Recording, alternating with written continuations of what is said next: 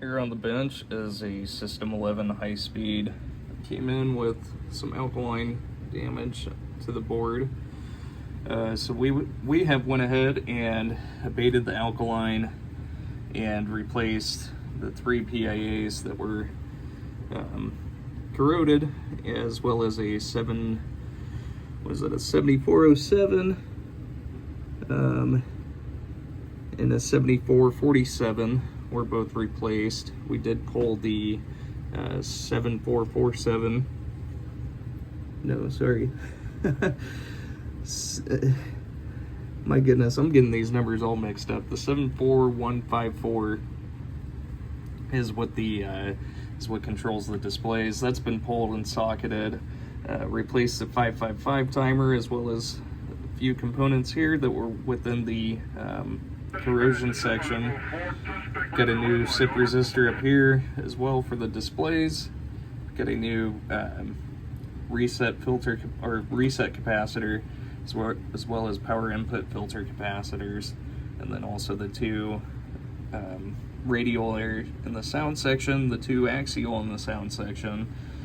Replaced both of the CPU sockets as well as all 4 of the ROM sockets, and installed NVRAM here on the board.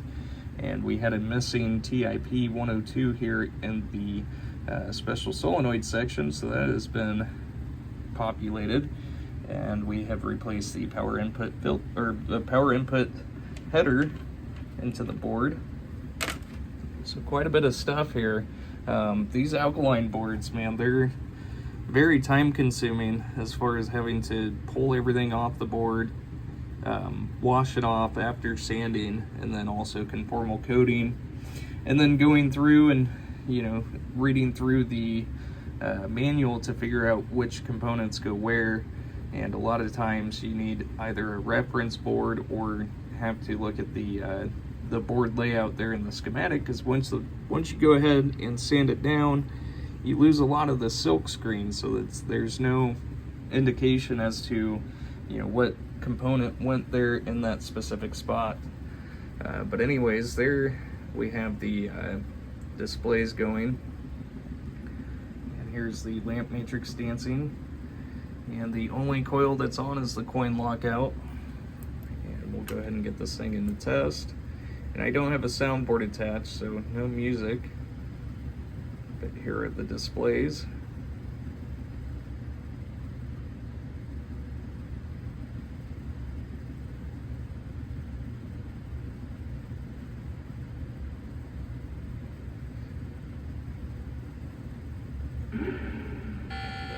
The sounds coming off of the board.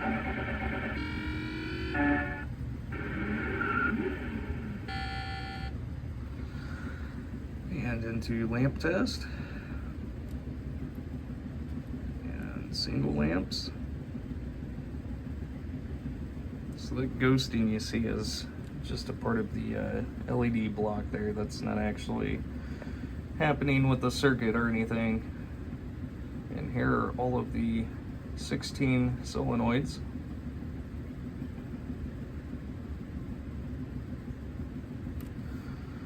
And into the special solenoids. And these are all switch controlled as well. So those are all working properly. And moving into switch test. I don't know if we can see that really, but going through testing both rows and columns. And we're just going diagonally through the switch matrix, and the last switch that registers there in high speed is switch 52. We could test the last of the if I can get my fingers right, we'll test the last of the rows there. And so that is everything 100%, and I've already got this thing set up to free play, which is adjustment 23 here on System 11. And that will go ahead and save, as well as all future high scores, due to having NVRAM there on the board. So there we are, everything is 100% good to go. Thank you so much.